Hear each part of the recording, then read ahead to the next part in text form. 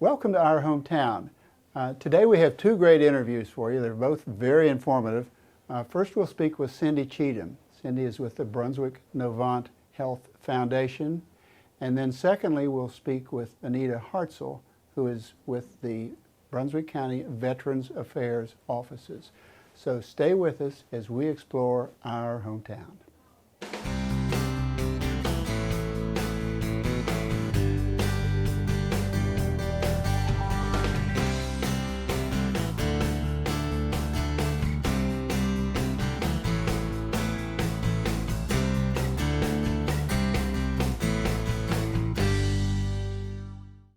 My guest is Cindy Cheatham. Cindy is the Development Manager of Novant Brunswick Medical Center Foundation. That's a mouthful, Cindy. Yes, it is.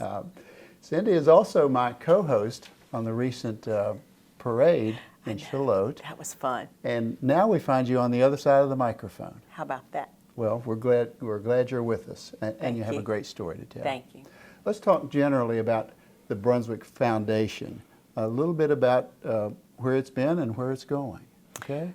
Well, it's been around for several years here at Novant Health. We're part of a larger foundation, Novant Health Foundation. There's about 6 different foundations within the system. Here at Brunswick, we have been actively raising money for different things for several years, probably since 2011. Somewhere around there, for about a decade. And as successful as you've been, you're taking a somewhat different direction now. We are. We, in the past, had been raising money for different underserved populations with our Breast Health Fund, Women's and Children's Initiative, and we're starting to embark now on a behavioral health campaign, a capital campaign. I had that at the end of this interview, but let's go forward with that. Okay. Let's talk about that because this will be shown in February, and you have a February event that you'd like to talk about. Yes, we do. We have an event on February the 29th at the Isles. It's a Saturday Night Fever themed event, so it's going to be a lot of fun. So there'll be a lot of bell bottoms and sequins everywhere. But raising money for really an important cause. This is our launch for our public to be aware of what we're doing around behavioral health.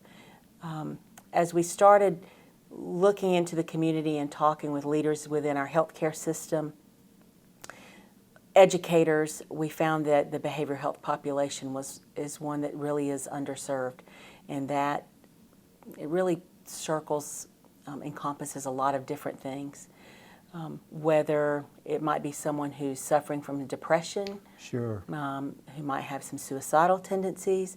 It could be drug-related. A lot of people self-medicate, unfortunately, and it's legal or illegal, the way that they're self-medicating. It truly is the behavioral health and the opioid problem that we've had in our area is kind of fraternal twins with one another. And so if I understand you correctly, the capital campaign will be, the funds used from the capital campaign will focus on behavioral issues. That is right. That's right. And one of the things that we want to do, Jim, is expand our emergency room space. Oh, good. Right now, we have 20 rooms in our emergency room. And of course, and one might think that's enough, but it's not. One might think that's enough, but let's say January, February, when you're at the peak of a flu season, as we are right now, those rooms, sometimes we might have 4 to 6 behavioral health patients a day that are being held in our emergency room space because of the lack of resources, or they don't know where else to go, and so they come to a hospital first, which makes sense. But what we want to do is to add on to the hospital emergency room space. We want to add 4 rooms to the emergency room space so that it's just really more private for those individuals who are seeking care and counsel. Absolutely, yeah. And, you know, it's a very private matter. There's still a lot of stigma around that. And, you know, if you and I were in the emergency room right now and I walked by and I saw you and I said, "Oh, Jim, what's going on?" You know, you may tell me, "Well, I might have the flu or I've broken an arm," but when people are dealing with other behavioral health issues, It's a very personal it's issue. very personal and very private. And so this space will give us, give those patients an opportunity to just really have a private entrance, separate entrance, still receive the same quality medical care that we can provide, but just be a little bit more private. And one of the other things that we're doing is we are contracting with a transportation service. So that It's a big county. it's a big county, but if we find placement for someone who needs to go into a facility for some reason for an extended period of time, in the past we were utilizing our sheriff's deputy department, which is wonderful, and we're glad that they were a available resource. However, this contracting service now will be available 24/7, and the patients wouldn't have to leave in the back seat of a sheriff's deputy car. Sure. So it's just, I think, a softer way to handle that particular transfer. And we're also really exploring telehealth and telepsych. There's such a shortage of resources in our county. Okay, let's tell our viewers, that's a new technology, but Yes. let's tell our viewers exactly what that is. Well, for some of the younger viewers, they may be very familiar with like right. FaceTime and FaceTime Live. So it operates somewhat similar to that. There is, or like Skyping. So, for example, if a patient is here in our emergency room and they need a psychological assessment. Well, let's say I'm a patient Okay. and the medical provider is elsewhere. Okay, that's right. You hook us up via a TV. Right, exactly. So we dial up and then you are automatically connected face to face Right. with that provider, one of our providers, who is a licensed clinical staff person or psychiatrist. And it's not all that advanced technology, it's just that we're beginning to use it. We are. And so having that available in the emergency room is great, but we'd like to expand that as well into our clinics, the Novant Health clinics that we have throughout Brunswick County. And also we're exploring possibly doing that in the school system, in the Brunswick County school system. Our school system, latest statistics, and there may be newer ones, we had 12 nurses for our 19 schools and 5 social workers for our 19 schools. So it'll be a way to help support that school system with different needs for our kids that arise every day. We've been talking about Novant and what Novant hopes to do, but let's talk in an even more broad sense about behavioral issues. You know, all of us deal with challenges in life, and most of us don't want to talk about these personal issues, but we're on television, and it's our chance to say to a viewing audience, we all deal with these issues. That's right. They're challenges, but dealing with them affirmatively is so much better than not dealing with them at all. Talk about that for just a minute. Right. I think, because we are a hospital and we're a healthcare system, people do look to us for those resources. Of course. And so if we expand these telepsych resources into our clinics, when a patient goes into one of the Novant Health clinics, it might be for another issue, but that's where they can speak to one of our physicians if they need to, one of our behavioral health specialists through the telepsych technology.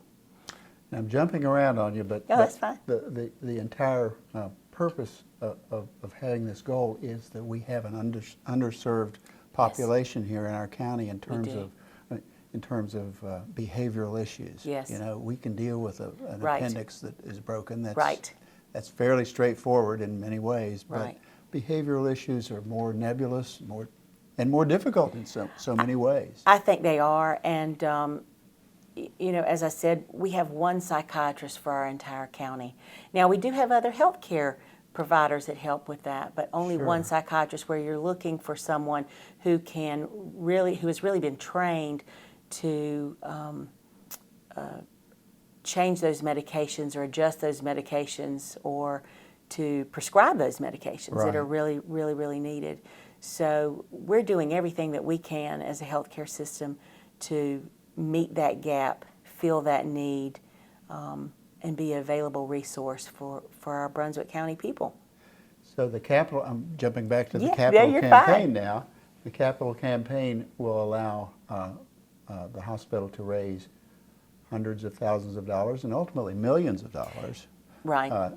to serve this That's right. underdeveloped, underserved population. Right. It's $3.5 million is the campaign. Oh, Yeah, great. it is. And it can be done. It's been done here in our county in the past. I find that our community really does step up to the plate when there's a need. They just need to know about it.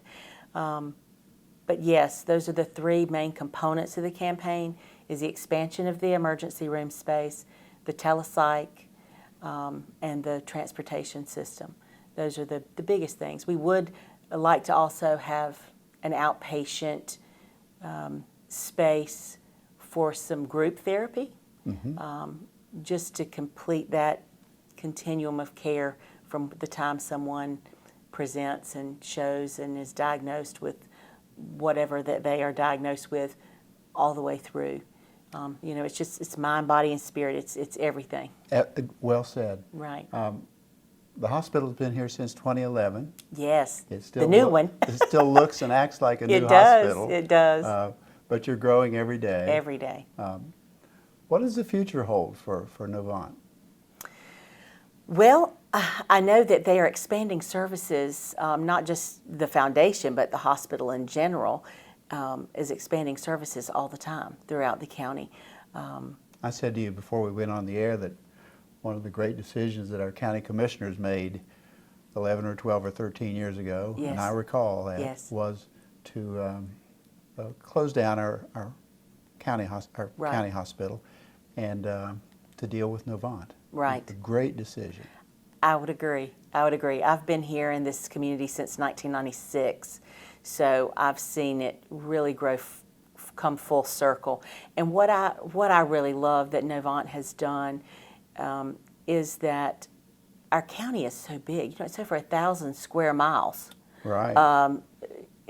Driving by car, from Leland till you get to the North Carolina, South Carolina state line is a long ways. And so we have our Novant Health clinics and really all of the pockets and areas where people don't have to travel so And far. we're all beginning to see those, I'll call them satellite offices, Yes, yes. whatever we Right. choose to call them, around the county. Yes, And yes. and that's another way of serving this That's right.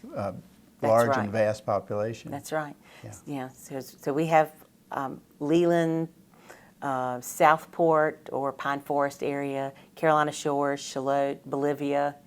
So we have all of the bases covered, I feel You like your job, don't you? I do. I really do. And it's very apparent. I love my job. I always wanted to be a nurse when I grew up, and biology and chemistry in college just really didn't suit me well. So this is a way that I feel like I can give back in the healthcare industry and still make a difference, even though I'm not touching and caring for patients. It's just doing it in a different way. Cindy, you're a great friend. It's obvious that you love your work, and I I'm do. so glad you could be with us Thank you. today. Thanks again. ATMC Security is changing the way you connect with your home, making it safer, smarter, and more efficient. Now you can manage your home wherever you are with a single app. Lights, locks, thermostats, 24-hour security monitoring, and more, which means you always come back to a safe, comfortable home. Monitoring services start as low as $17.95 per month. Make your home a smart home with ATMC Security. My guest is Anita Hartzell. Anita is with the Brunswick County Veteran Services. Anita, thank you for what you do, Thank you. and thank you for being with us here today. Honor to be here. Thank you for having me. Let's start by telling our viewers that your office is a Brunswick County government office. Correct. Whose purpose is to serve the veterans and the families of veterans here in Brunswick County. Correct. Yes. We're not the VA as many people assume us to be. The Brunswick County government, thanks to the generosity of our county commissioners, provides our office to assist veterans and their family members in applying for benefits to the Department of Veterans Affairs, commonly known as the VA. But to be clear, you work with hundreds or over time several thousands of veterans. Correct. In assisting them to make applications for benefits and other matters. Correct. I mean, you're actually the go-to person, Yes, we are. and I want our veterans to understand that. Right. I want our veterans to know that if they have an issue that they want to talk about or explore, they can come to this office here at the government complex and talk to you or your staff. Absolutely, yes. As service officers, we're here to assist veterans. We Right. serve as advocates to veterans and their family members in applying for benefits to the Department of Veterans Affairs and for any possible state benefits they may be eligible for. Okay. Let's break this down a little bit, and let's talk about the fact that the Brunswick County is a veteran-rich county. It is. How many? And right now, the VA estimates our population to be just under 14,000 veterans here in Brunswick County alone. And see, I happen to know the population of the county is about 140,000, so that's 10% of our population that are Right. veterans. Yeah. I'll cast this editorial note on my own behalf and say that veterans have a quiet presence in this county They do. that creates a really good feel, Absolutely. We have the VFW, the American Legion, and so many other veterans-related organizations that are active as well. There are. Uh, We have about 7 American Legion posts here in Wow. Brunswick County. There's the AMVETS, the Disabled American Veterans, the CBs, the Marine Corps League, and the VFW posts. There's about five veterans VFW posts here in Brunswick County alone. Right. So they have a large presence. So I know your communication is with those offices on a regular basis. Yes. Let's go to this next. Medical facilities, either here or in the region, to whom you make referrals. Okay. Well, Let's talk about that for a sure.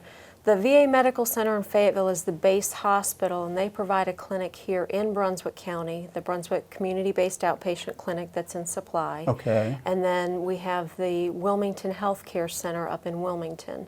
So the VA clinic in Supply is basically a primary doctor where you get in the door to be seen and treated.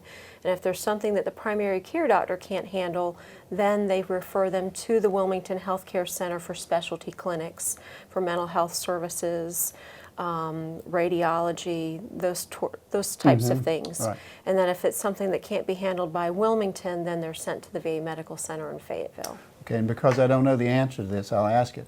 I'm a veteran, I'm in need of medical referrals. Does it start here? Does it start elsewhere? Well, it can start here. The veteran can apply online. The VA has it so that they can do that Okay. now, or they can go to the actual VA clinic themselves. But we do assist the veteran in applying for VA medical care to the VA. There's an application form, and you have to provide a copy of your DD-214 military discharge document along with the previous calendar year's income information. Because there's 8 basic priority groups that the VA has for medical care, and that's based upon whether or not the veteran has a service-connected disability, received a Purple Heart, prisoner of war, Medal of Honor recipient, served in designated combat areas during specified time periods, and then if they don't meet any of that criteria, it's based upon their household income in order for them to be able to get into the VA medical system. What I want our veterans to know is that, well, let's say this. An application can be an imposing task. It can be. Say, I don't know how to fill out the application, I do nothing. Not good. I want our veterans watching this to know that you're here and you can help me out, but you assist in fact, you do most of the work in preparing the application on behalf of that veteran. You or your office submits that application. Correct. And you advocate for them throughout the process. Correct, we do. We're here to try and make it as simple as possible to the veteran. And because I'm a veteran and didn't know anything about this until fairly recently, I know of the 14,000 veterans. A lot of them are out there hopefully viewing this, Right. not aware also that your office processes the application and then advocates along the way for that veteran. Correct. I just want our veterans to know that. Yeah. Yeah. When they come in, we interview them, we find out what their needs are, what issues they may be having, and what type of benefits we may be able to get them through the VA. Yeah. And then we assist them in getting any documentation that they may not have that's needed, and we build that case up to present it in the best possible light to the VA. So important. And yeah. then once we submit it, the VA takes over from there as far as their work, as far as processing the claim and trying to get examinations done, and making a decision. But we're here throughout the whole process from start to finish to help the veteran And with most that importantly, claim. you get it up and running. Correct. Yeah. Here's something I do know a little bit about it, and that is the availability of educational assistance. I went to school on the GI Bill, Oh, wonderful. and the bill has changed a great deal all those years It later, has. but in one form or another, the GI Bill is still available. It is. It is. That now they have the post 9/11 GI Bill for veterans that served after 9/11/2001, and they're extending those benefits. Before it used to be veterans only had 10 years, and then they've changed it to 15 years, and now through the Mission Care Act, they're doing more to expand the benefits even further for veterans to have that opportunity. Veterans have burial benefits that a lot of our fellow veterans don't know about. Correct. Talk about that for a second. And any honorably discharged veteran is eligible for a VA burial flag, military funeral honors, a VA grave marker, the Presidential Memorial Certificate, which is a certificate signed by the President honoring the veteran's service to his country. There is a monetary burial benefit, but there's criteria in order for the VA to be eligible for that, or the family member, whoever pays for the funeral. It has to be that the veteran is in receipt of a VA compensation or pension check from the VA, or had an application in where they would have been eligible had they not passed before VA made a decision. They passed away en route to a scheduled VA appointment, at a VA medical facility or a contracted facility by VA, or in a state veterans nursing home. If they meet that criteria, then they would be eligible for the monetary burial benefit. And on all of these issues, and I'm a good example of this, we may think we knew the law 5 or 10 or 15 years ago, but the benefits may be different and may be available now when they weren't years ago. Right, right. So- Everything changes with the VA. It's very worthwhile for our veterans to check with your office on all these issues. Absolutely. How'd you learn all this? Honestly, I was thrown into the frying pan, so to speak. On-the-job training was the first, and we did eventually get some training from the North Carolina Division of Veterans Affairs, but now it's the North Carolina Division of Military and Veterans Affairs. They've changed the name. You've been here a while. Correct. I've been here 18 and a half years now. Wow, okay. It's gone by fast. But I've gotten my accreditation through the state so that I'm accredited service officer, which means I can access the VA's computer systems for any veteran that I am a representative for. There's a representation form that they have to sign, and we submit that to the VA, and that allows me to access their information in the VA system. So when they get letters and things from the VA, even though the letter states that they've sent their representative a copy of the letter, now that they're doing electronic claims, we actually don't get that letter, and we don't receive any notification that the veteran has received anything from the VA. So when they call us to review a letter that they've received from the VA, I can then pull it up in the VA's computer system to see what's going on. Wow. And I can keep track of that claim. Well, I can tell you, because I've talked to veterans, you'll probably blush, but you're a hero to the thousands of veterans out here in Brunswick County. Thank you. Absolutely.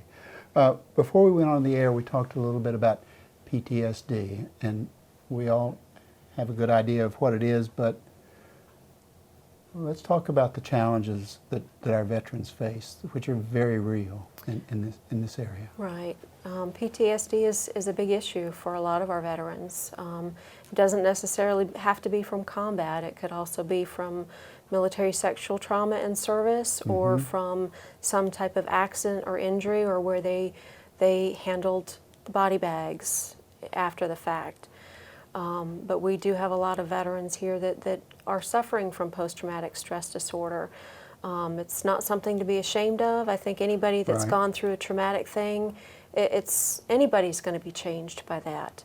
and it's something where we can try and get them into the VA medical system to try and get treatment and help. And the Jacksonville Vet Center has a satellite office. Well, I say office, they're using space at the Parks and Rec Leland Center to come down and assist with additional counseling to help veterans.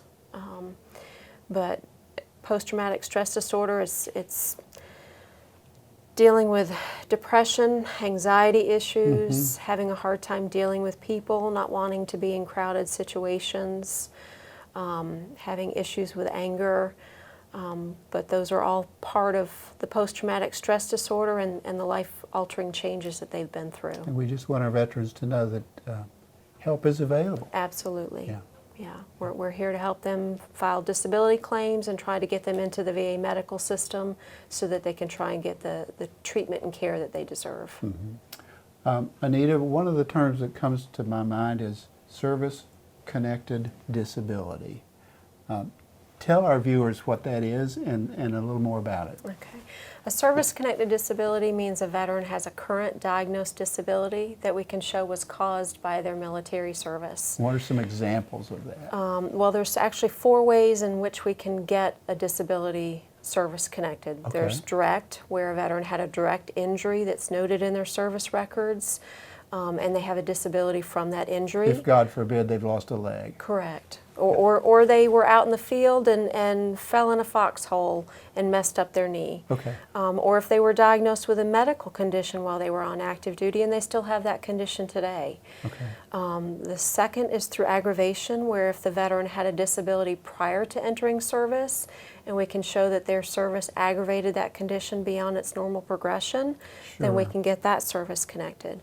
The third is through presumption, where if they were exposed to certain things, like for Vietnam veterans who were exposed to Agent Orange, if they develop any of the medical conditions on the Agent Orange presumptive list, it's presumed to have been caused by that exposure. And because Agent Orange occurred 40 plus years ago, I'm not doing my math very well, it's still very much an issue, am I Oh, right? yes, sir, absolutely. Okay. The most common conditions we see in Vietnam veterans is type 2 diabetes mellitus, ischemic heart disease, also known as coronary artery disease, where you have blockages leading to the heart,